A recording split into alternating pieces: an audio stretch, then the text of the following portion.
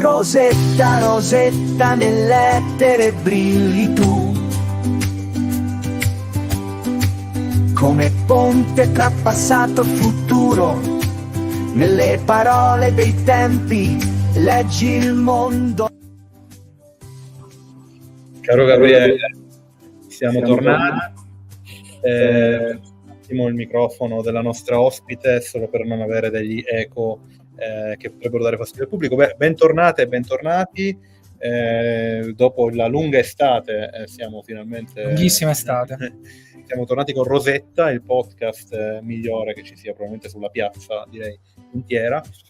Andrò adesso a fare una cosa che noi chiamiamo code switching, cioè a parlare in inglese, perché la nostra ospite parla questa lingua. Stranamente parla questa lingua. E quindi da questo momento I will switch my language into English. I will turn down a bit the sound because it annoys me. Yes, definitely. And I'd say hello to our very nice guest, Sharrona Pearl. Hello, good morning. Good morning for me. Good afternoon for you. Thanks a lot. Thank you for being here, for being the first one of this reprise after the summer, the Italian summer. We are here today to discuss with you about your work in faith studies.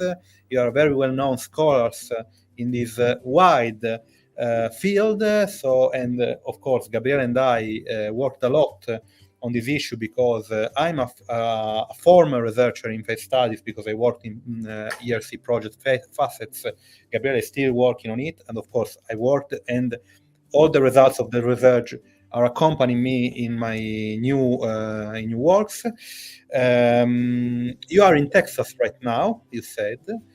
As European, I think of Texas as a place full of people with guns and horses, but of course this is really culturally biased. So Texas is also full of researchers, very good researchers as you. And maybe also hats, maybe. Hats and Yosemite Sam stuff.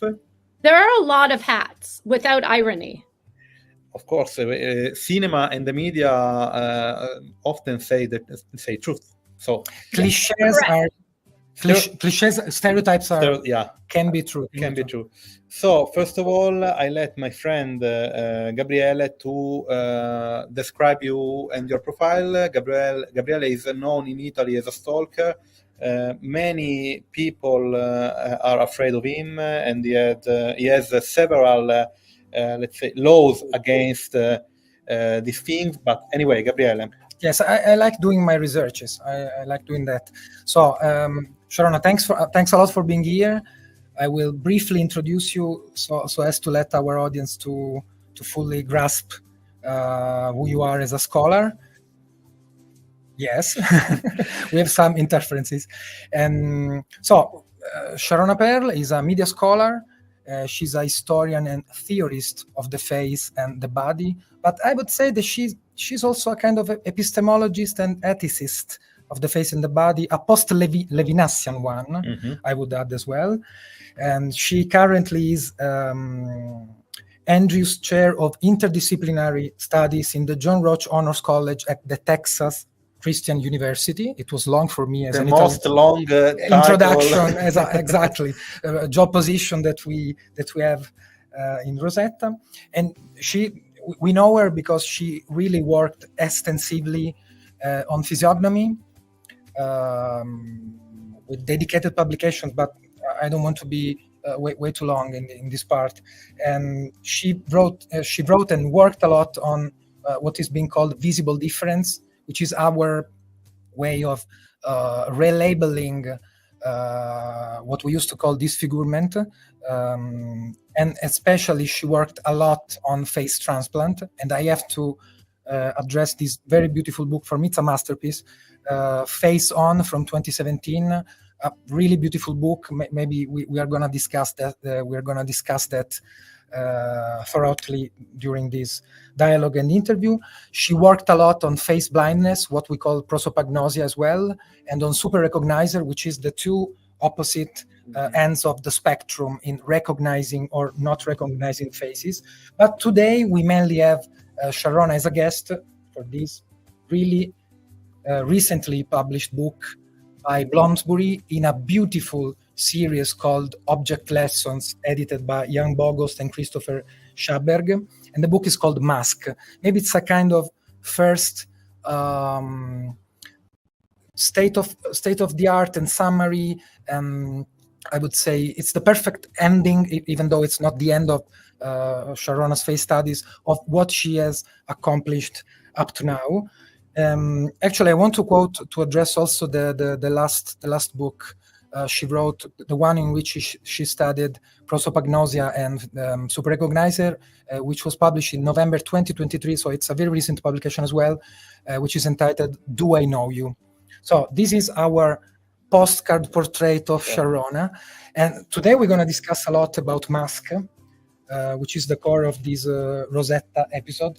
But we definitely want to start from the beginning. So our first question, Sharrona, would be, how did you get from media scholarship and media studies to this strong core interest focus on the face? I wish I had a really good answer for that. You know, I had a friend in grad school who said that all research is therapy. And I thought, well, maybe for you, not for me. I am so fabulously well adjusted that I don't need that kind of therapy. And then I wrote the one half of one chapter of my dissertation that became my first book on physiognomy about the Jewish nose. And I thought, maybe there is something to this therapy piece as a Jewish woman, at that point, a young woman, thinking about appearance, thinking about identity, trying to be attentive to the way that people were interacting with me.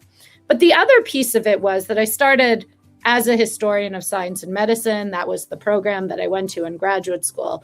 And if I were, I would say, a traditional historian, but let's be honest, if I were a good historian, what I would have done is I would have stayed in my time frame, 19th century England, you know, in my place, England, Britain, and I would have switched my thing. So my dissertation and first book was on physiognomy, study of facial features and their relationship to character. So then I should have written a second book on Victorian hands.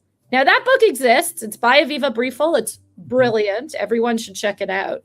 But I was so interested in that first work in thinking about, as you said, all of these media relationships, not just thinking about the fact that people used this practice of looking at other spaces to get information. What do I know about you? But then the other move, the flipping of the script, how do I use the fact that you think about these things to give information? And that's very much a media story, right? How do photographers think about this as they're communicating information about their subjects? How do actors costume themselves? How do novelists write about their characters? And so I became really interested in the inverse piece. The fact that we think this is true then has all of these effects, or the fact that we're drawing on these mechanisms has all of the effects in the world. And I thought, well, wouldn't it be neat if we could actually see how that plays out, right? All right, I'm still a historian, I guess, but I made all of these arguments about us making judgments about other people, saying more about us than them. What do we do when people actually change their faces? How does that affect things in the world, right? And then I got to my second book because it turns out you can actually study these things. And I know empirical is a dirty word in the humanities, but it can be really useful to look at grounded case studies. So we have face transplants. We have all these kinds of manipulations of faces that have long cultural histories, but also long medical histories, long epistemological histories, and philosophical histories. So that drew me to the modern era, away from the 19th century, to a more global perspective, away from strictly England. And so instead of sticking with time and place and changing thing, I stuck with thing, faces, and moved all the other pieces around. And I'm continually doing that. Well, Gabriele, if I may, I find very, very interesting this way to conceive research as something which begins from a personal pulse, I'd say, but which is finally related with otherness. And so this is quite counterintuitive if you think of face, which is very personal. Of course, everybody or almost everybody has a face. And of course, if we are working on faces, first of all, we are thinking of our faces. We're thinking of the experience we had of our faces, how these faces change our life, change our life every day. But of course, it's a way, it's a vector to understand otherness, to understand alterity.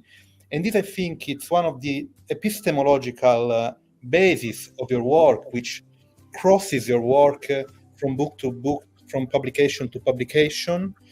And also, I think it's interesting the way you connect your profile, your formation as a historian. So, of course, grounded on that kind of epistemology with the media context, contemporary media context. So, in some way, again, doing a kind of heresy, because, of course, we know, at least in Europe, there is a strong dichotomy between cultural studies and media studies, I'd say philological studies, textual studies, semiotic studies. I like the way you contaminate different traditions, starting from a contaminated object, which is the face, something I have, something I put on as a mask to connect with your one of your latest works,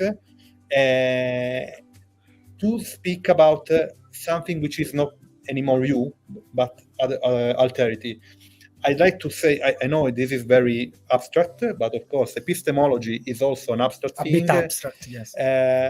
I agree with my idea of you and your work, or not? So, first of all, thank you for that very beautiful and generous reading. And also for calling me a troublemaker and a contaminator, which I very much inhabit and appreciate. And I agree. And it is not a straightforward path. It's not a straightforward path in the US or in Europe. And I want to be very clear that I have a huge amount of respect for disciplines and methodologies. I actually think there's a lot of hubris in an approach that says, well, I read a book, I can be a literary critic. Well, I think about things in the past, I can be a historian. And I hope I don't do that. I come from a place of deep respect for each of the disciplines with which I am engaged. But I would say that I come to them because you cannot study something like the face, which is fundamentally at its core the most interdisciplinary of entities, without thinking across these boundaries. So as I try to consider how we make sense of others, how we study the face, as I try to, let me even take a step back, and I don't need to tell you two this because you are premier experts in this world, but the idea that the face even has a history, that it's not a self-evident marker or sign of identity, that it was constructed, is something that we've all had to come to. And I'm obviously by no means the first scholar to think in these terms. There's a very, very rich history that we're all drawing from, a very, very rich set of scholarly texts, mostly in philosophy and epistemology. But to establish that as a program of study was itself a journey and a process in which all of us and many others, Faye Bound-Alberti over in England and others have been engaged, Marc Lafrance, many, many wonderful scholars who think about the face. But we had to imagine how to do this. And it couldn't be done by history alone. And certainly it couldn't be done by media alone. And it couldn't be done by philosophy alone. So bringing together all of these stories to try to understand the fundamental building blocks of relationships and how we make sense of one another and how that actually is part of a longer story, right? I'm still a historian. I still really care about how, while some things may seem new, right? The environment around the face has changed so much in the current media context, but also has very strong continuities with the way that we have imagined the face, our anxieties about the face, changes around the face. And that's what I'm really invested in. And I think it's really fun. I think it's really fun to be able to contaminate things. Just to a little comment on this. I appreciate the fact that you didn't mention the word biology, because if I ask someone, random people, what's the discipline dedicated in studying faces, probably they will tell biology, while your work, and again, this is an epistemological remark, proves that faces are no more, and probably they've never been, biological surfaces. Of course, they are, because of an ontological obvious reason. We need them to breathe and to exist. But besides that kind of reason, they are culturalized artifacts. And so, as cultural artifacts, they can be modified, instrumentalized, politicized, be subject of biases, of racism, gender issues, social issues. I'm saying very basic things, but all these things are very, very well studied in your work. So I'm happy, because probably the present day is an era where is particularly evident this cultural substratum which is behind our faces, because we have digital makeup, because we have another kind of emancipation. But of course, behind that emancipation, there is a common sense of judgments which we need to work on again and again. This was just a remark. I let you go on. You're allowed to do that. Don't worry. Thank you very much, Gabriele. Yes, I appreciate it. Our audience has to know that the work of Sharrona, in all these fields that she mentioned, from physiognomy to the latest book, Mask, is really interesting for very reasons that rely upon what she called interdisciplinarity, because she really works in such a way. For example, the philosophical super thick discussion of Levinas and Deleuze and Guattari in Faison is really it's fantastic. It's something breathtaking in an adventurous way. This is something that I used to tell Bruno a lot off screen and off stage, that you really are capable to balance in a way which, for example, in Italy, academia or scientific publication is really hard to do, to balance the personal statements, the personal situation, namely it's a situated perspective, and the scholarly and the strictly scholarly part in a positive, problematic way. Yeah. It's not just as a stylistic. No. It's not something which is cosmetic. It's something that it's embedded in the way in which Sharrona works. We're making a lot of compliments, but they are true. And lastly, before the question, maybe a way out for all these issues regarding being transdisciplinary, interdisciplinary, but respecting the different areas and fields and subjects and methodologies, obviously, is the way of putting all this heritage of knowledge in something that it's been recently called medical humanities. So something which puts together all the different perspectives, actually including biology, but obviously just as one of the different layers and in a critical way. My question is just the consequence of what we are discussing and what Bruno said a couple of minutes ago. Definitely the face is such a huge, strong, important, intrusive, I would say, device, cultural device. But interestingly, and that's what we have done as semioticians, following some traditions. I would just do a short name dropping for our audience. It's a very Lotmanian approach, an Ekian, Umberto Eco approach. You really focus on what in other systems, in other researches, for other scholars are exceptions, marginalities, liminal case studies and stuff, which is the strong case with the face transplant, which is something really difficult to even conceive for people who are not in those situations. But once you can put those persons' shoes, you really understand that the huge issue that the face is, and as we were discussing, maybe the face is necessary precisely because it's not natural. So to have a face, to conquer a face, is something that we may accomplish at a certain point in time. Self-representation, building one's own identity. So the question eventually arises is, why did you focus so strongly and so in depth on these cases of marginality, these cases of exceptionality, these really peculiar and sometimes really hard to read about, and I would imagine to research about subject matter? Thank you. Yeah, I think part of it is that ultimately one of my goals or hopes, I guess goal is probably too grand, but one of the things that I think we could maybe work towards is a moment of interruption. You know, we, as you both said, we impart all of these biases upon the face. They're so manipulable and malleable. They're such spaces for filling in blanks. And what I'm interested in doing is interrupting that automatic process, right? Is pausing, and maybe we can reimagine how we make sense of the other. Maybe we can't, but we can stop the automatic space in which we do it. And certainly that is a worthy goal for all of our interactions, but it's not going to start in the day-to-day as an analytic object. I think it is the moments of extremes that provide us the best opportunity for interruption.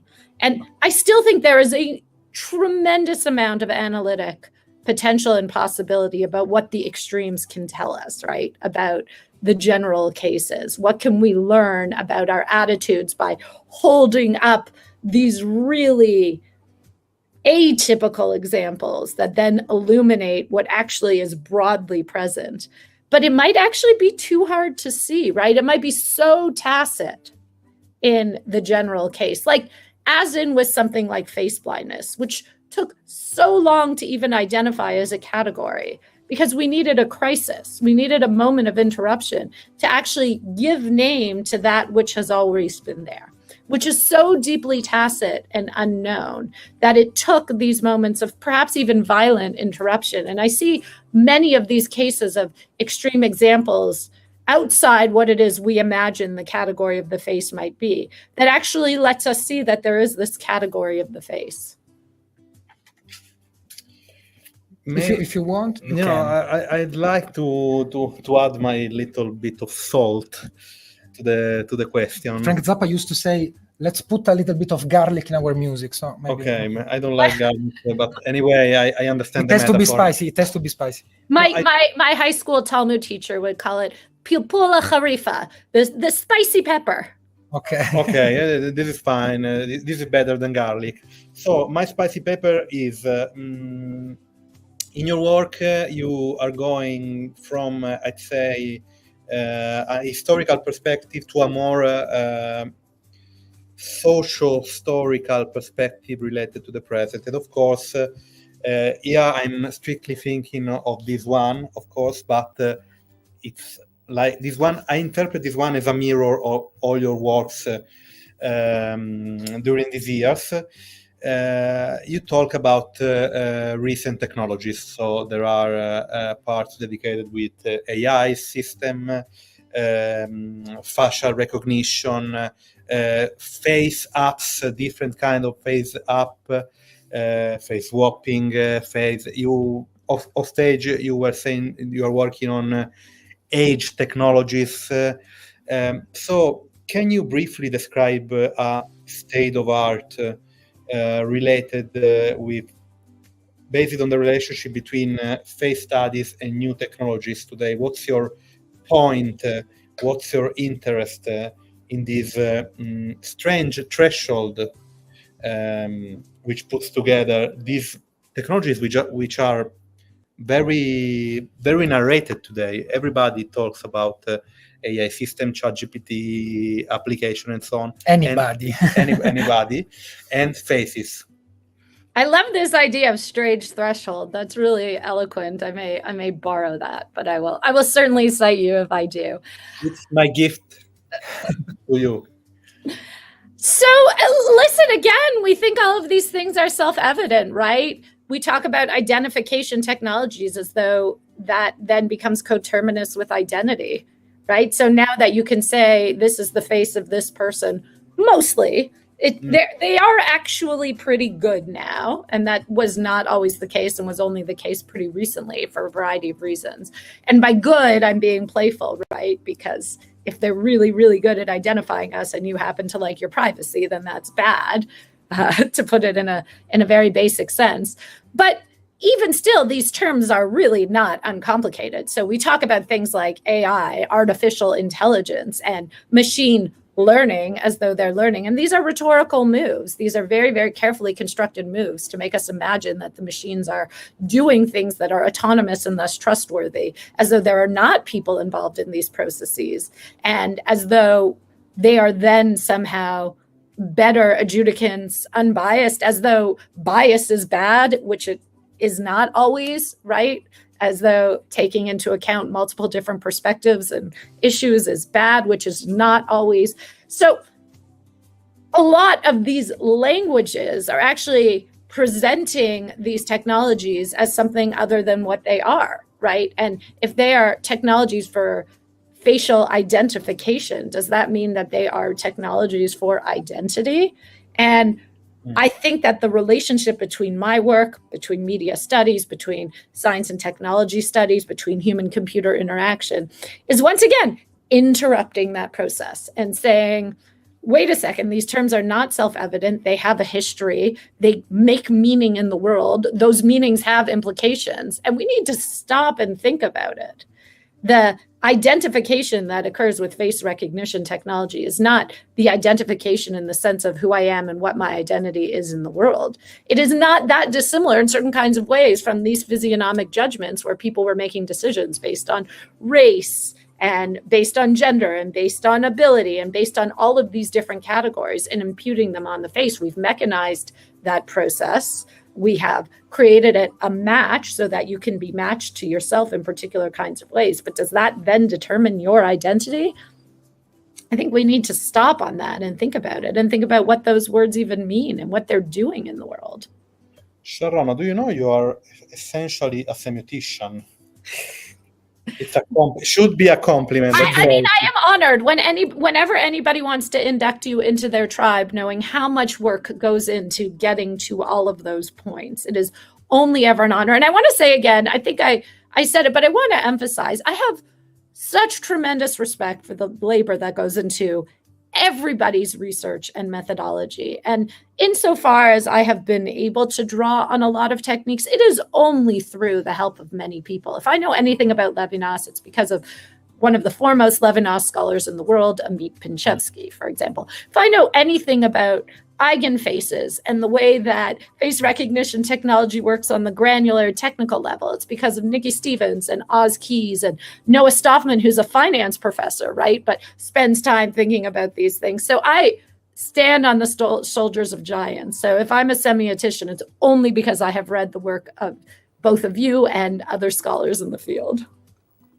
This kind of move to say you are a semiotician as well is like a epistemological grooming. Yeah, like in a tribe. Yeah. I love. So we have stalkers and groomers. Okay, this is definitely not for children anymore. This podcast, right? It's only adults. Yes, Sharrona, let's stick to mask as a text, as a book, as a research.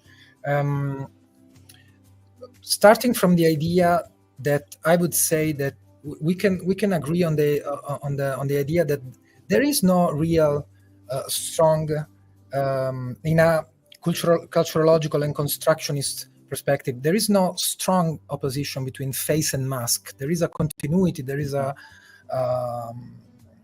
they can be switched. They can be conceived one as the other and vice versa. As you clearly demonstrated, not only in this book, but in all your publications.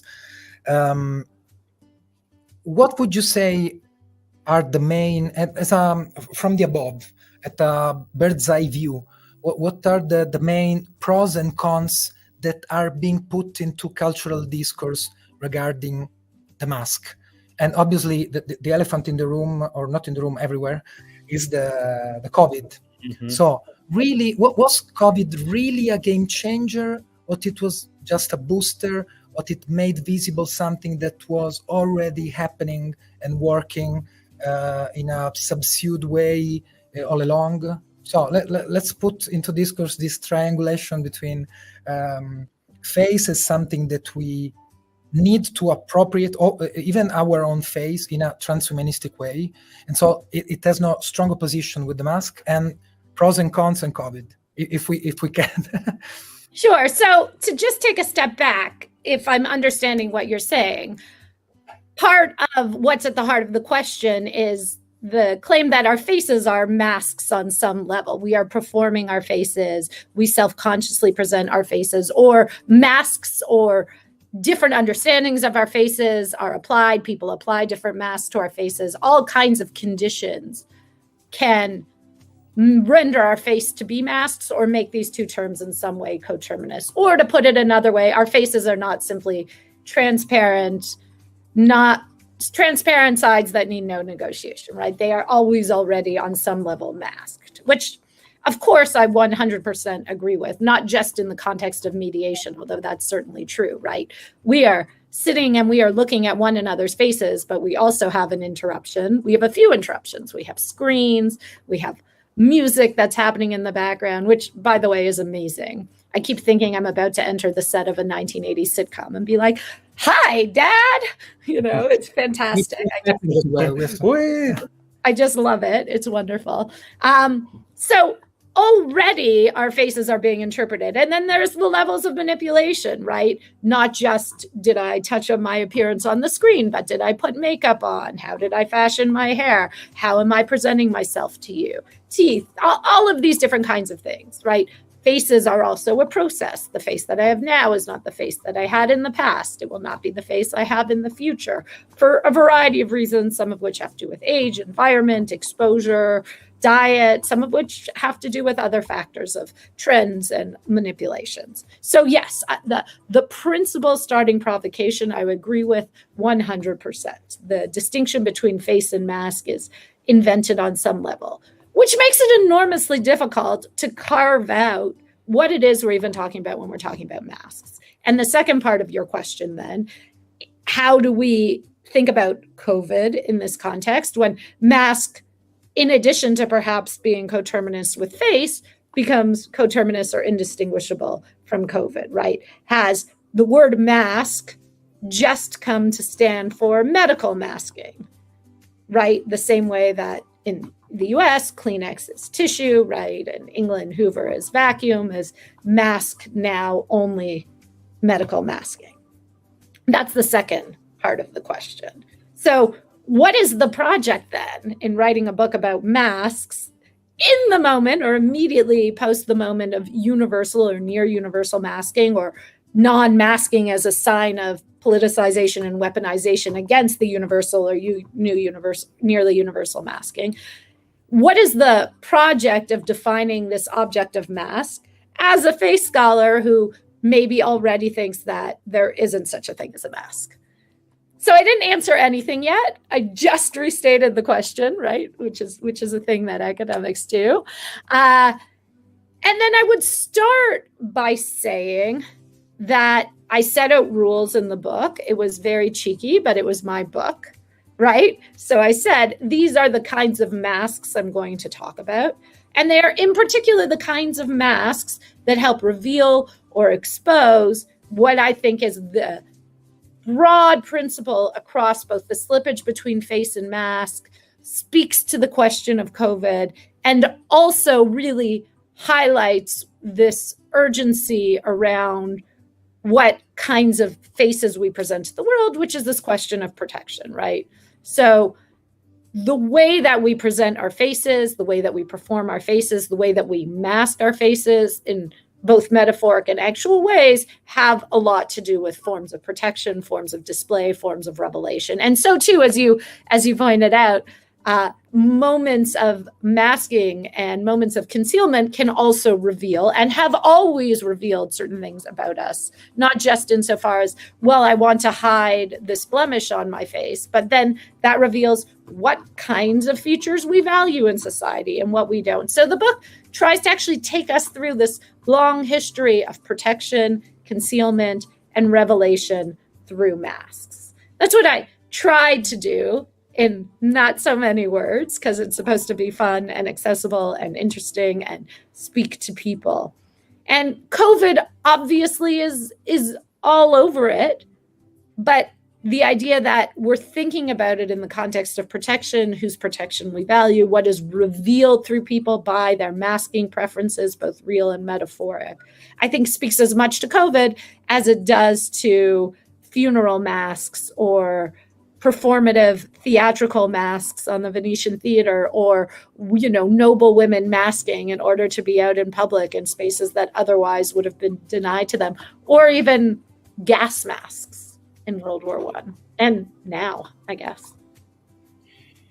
Gabriele, didn't you notice the fact that this book in some way shows a kind of fascination hidden in masks as objects? So you said, Sharrona, I've chosen certain types of masks, and of course I couldn't choose every kind of mask because it's impossible, but I think your choice it's quite organic and coherent, so I didn't find any kind of lack or something important you didn't add. But I appreciate the fact that you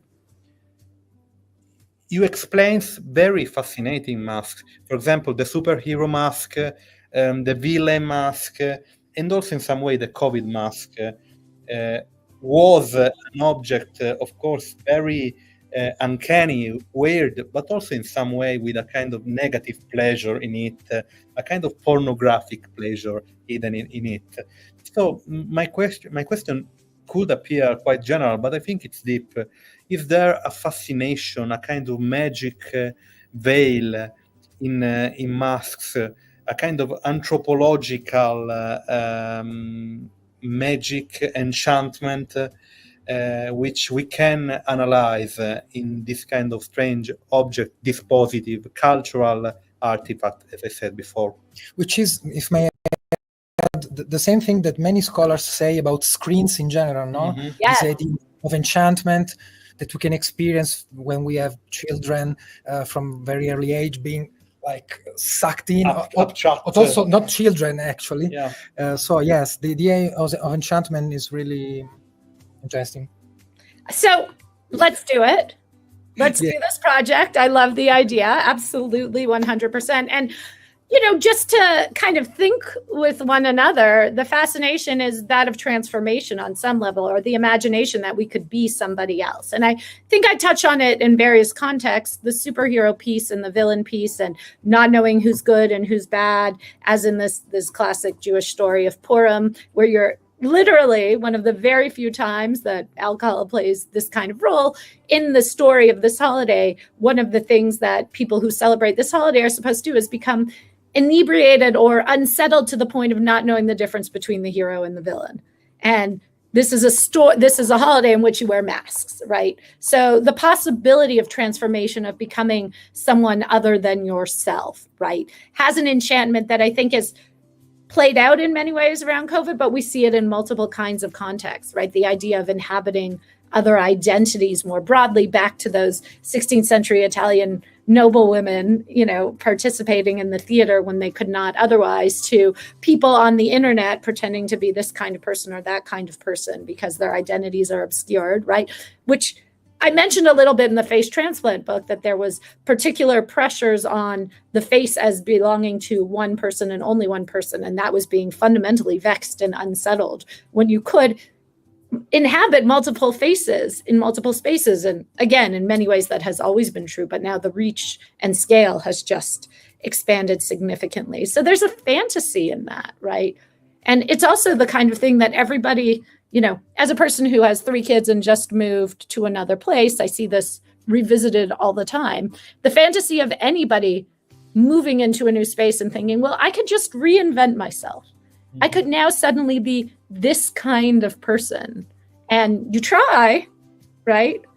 And maybe for some people it works, but mostly we find we are who we are. So there's the enchantment of play, but part of that enchantment, I would argue, and I think I argue this in multiple places, is that it is only play, right? It's terrifying if those changes are actually not reversible.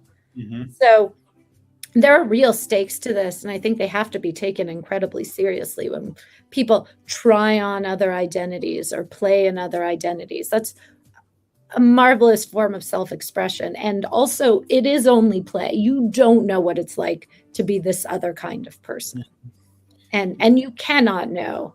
And that's okay. And play is okay. But let us understand the limits of what we're doing. To pinpoint the last instance you made, I agree with this idea of transformation, but of course, there is also the paradoxical opposite, which is crystallization, because masks are usually very still. Of course, we can also have masks with a kind of movement embedded on them, digital mask and so on, but usually is a still object. And so we have a kind of that presence in it. This is why I was talking about, you understood this idea of being attracted, feel this kind of train wreck sensation. So you see an accident, you see a crash, you know you must not see, you must not watch it because it's something intimate, it's something private, but there is a strength, there is a pulse. You need to watch a dead body, you need to watch a naked body. It's very rude, of course, it's very embarrassing, but there's something in you that suggests you to do it. For maybe something evolutionary, maybe something more biological than cultural, but of course mask can contain this kind of tension between life and death, a kind of concretion of the uncanny valley I'm suggesting. And so again, transformation, but also stillness, a place where two different ends of a spectrum, life and death, can live together. Of course, again, very abstract, I know, but maybe there is something we can deal with. I would add something. There is a kind of actively agentive passivity in the mask as a device. I think that, yes, I agree with this idea of being a complex term where we put different things that may be unconceivable. Not by chance, it is a mythological totemic object, the mask. So by definition is putting together things that should not be theoretically put together. Inconsistency. Yes. You know, put together something which is otherwise inconsistent, non-coherent. I want to add and ask this to Sharrona, which is something which obsesses me really. During the pandemic, we had very different ideological, philosophical, political, etc., positions regarding the usage, the employment of face masks, and what that would mean. For instance, if we would crystallize the idea that we should deal with that for good. Okay, like it happens since decades in China, for example, in the West. Okay, and we had this huge paper versus paper fight between Italian philosopher Giorgio Agamben and philosopher of technology and designer Benjamin Bratton, which is precisely what interests me the most. So the idea that on the one hand, there is the continental philosophical post-Heideggerian position, but also Hannah Arendt, maybe also Levinas. The idea that our face is everything, is the place of politics, is the place of humanity. So a really humanistic and anthropocentric view, which is the one by Agamben. And on the other end, we have the very extremely wild, psychedelic, if not post-humanist, transhumanist view. We have to embed all these prostheses. It's important to preserve the species. Single human beings are not so important in being a political community, but we have to find a common path and stuff like that. So on the one hand, we have the right, definitely in the West, we assert this, we have the right to be ourselves and to transform ourselves in what we feel we are, which is the point that you make with all the cases that you scrupulously analyzed in Face On, from Michael Jackson to Orlan to Genesis P-Orridge, etc. I'm a huge fan of Genesis P-Orridge, musically speaking. And on the other end, there is the fear that we may lost our humanity. So the big point, and what is very interesting in Sharrona's research is that she problematized this issue constantly, like in a deuterosis, in a constant process of reworking that, but with no final consolative answer, because the book, for example, Face On, which maybe you have understood, I love a lot, precisely concludes with no proper conclusion. It was my hypothesis. It was an hypothesis. You just confirmed it. It was an hypothesis of yours, yes. The idea is that can or even must we get rid of the face? This is the key point. This is the point where everybody collapses, and we are stuck in the different views, being radical like Agamben or Bratton, or being a normal guy dealing with all the things that happen. And so from time to time we use these prostheses and stuff. I don't know what they said, but it's the general map. Neither do I. It's the general map of my obsession with the face and the non-faces and what you studied, actually. Well, first of all, again, this is such an honor, and to think with both of you on these questions is amazing, and I'm buzzing with ideas. I did want to pause and say, so when we were talking earlier, we mentioned some Canadian artists, media folks, and then you mentioned, not accidentally perhaps because it was in your head, stopping at car crashes and this kind of almost pornographic obsession. So we're having our David Cronenberg moment, right? Because this is his... We are fusing together in a horrible... This is the thing that he must always think about, right? The pushing on the bruise, the pleasure-pain moment of pushing on the bruise. And the way that you tie this into movement and that which is static, or in another way, the enchantment of transformation and the deep fear, the proper distance, the inability to make sense of what is and what isn't, and how that can lead to terror, and how that can get encapsulated in this moment of the mask as that which is ultimately completely static and, non-human and non-dynamic, which then led to these sets of questions around what is the status of the face in the context of humanity. And there, I think one of my obsessions is this question of what kind of prosthetic is the face, right? And this is true of masks. This is true of surgical interventions. This is true also of all of these transhuman hacks, right? From lenses in our eyes, which is a transhuman's hack on some level, to failed Google Glass, to, implants in our brains that might enhance what we see and do, right? What kind of prosthetic is the face? And it's only a question because the face is such a complicated object.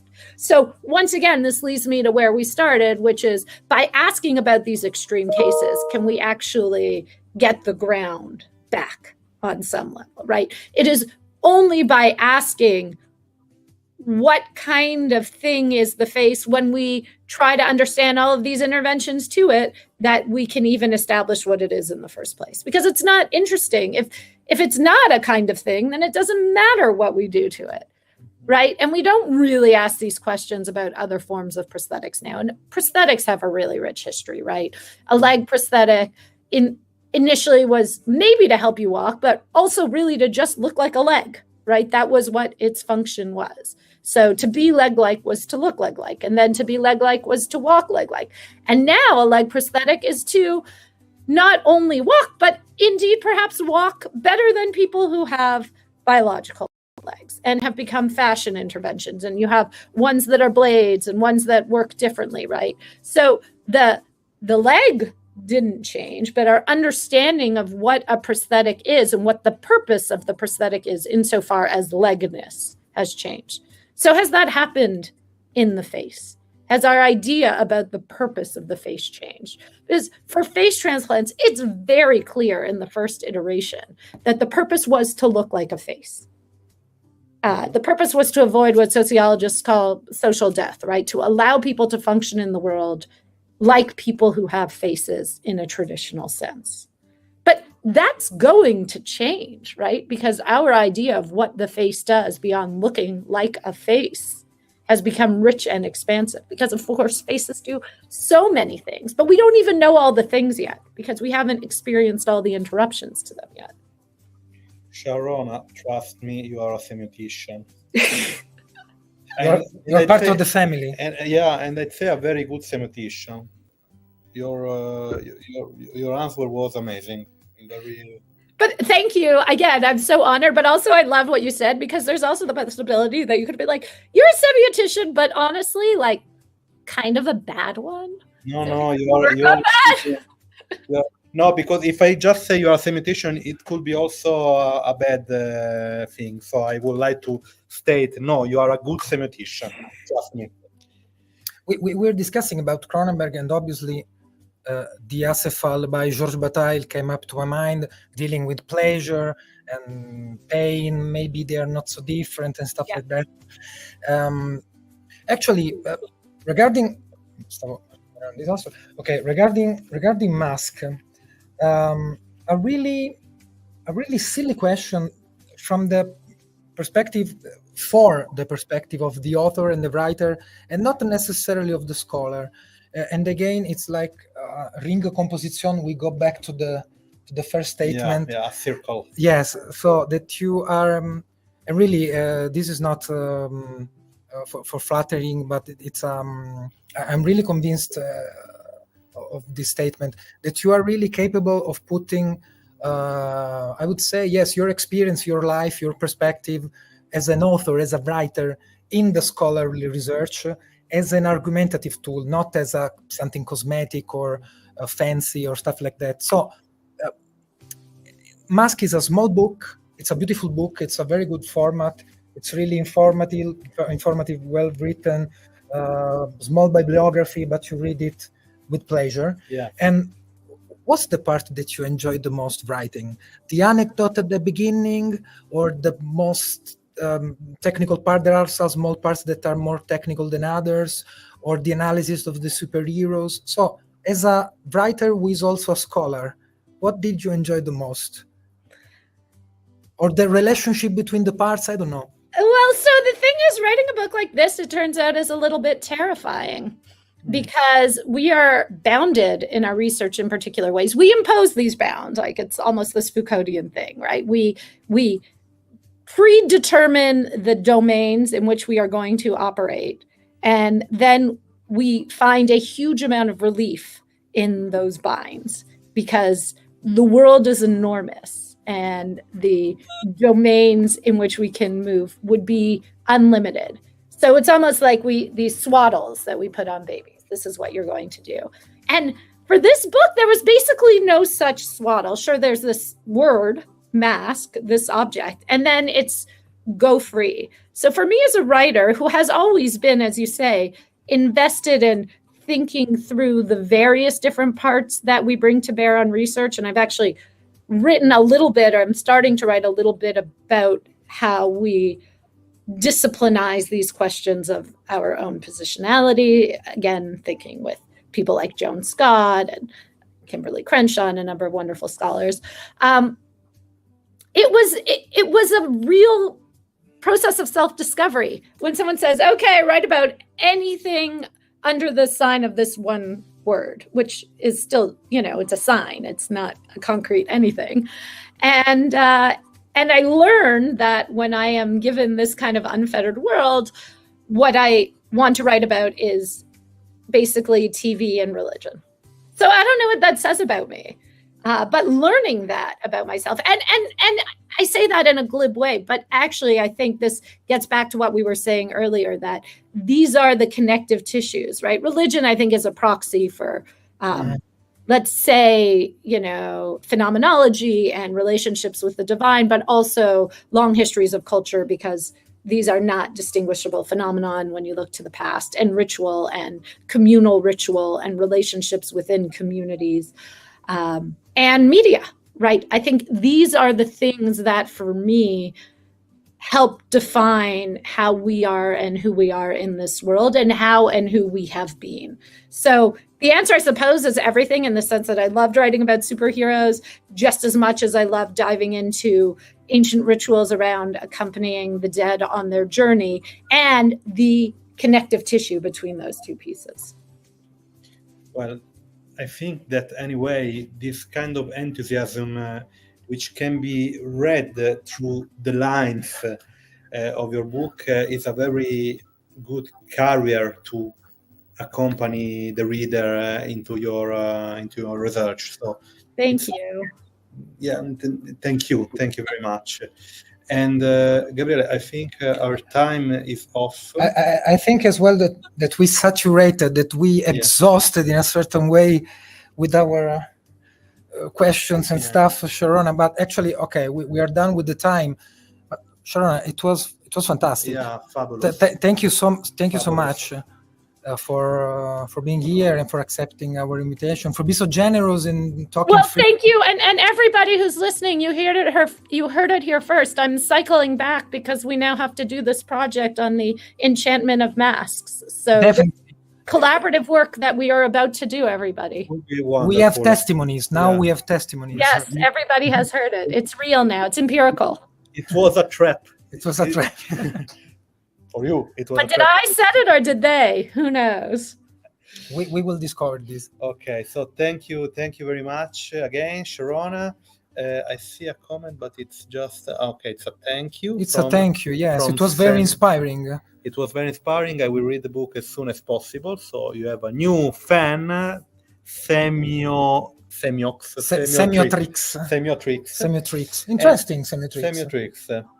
And Gabriele, the next episode will be on Thursday. Yes, it's going to be on September 12 at 11 a.m. Italy time. And there is an interesting continuity because we will have Esperanza Miyake with their book about virtual influencers. So everything is interconnected, as the very famous. It's always. And Sharrona, please stay online even after the AI stuff, so we can say goodbye. Off screen and off stage. Yes, and so thank you very much, and to all the Rosetta fans, see you on the 12th with Esperanza, and thanks again, Sharrona, a lot. Ciao! Rosetta, Rosetta, nell'etere brilli tu, come ponte tra passato e futuro.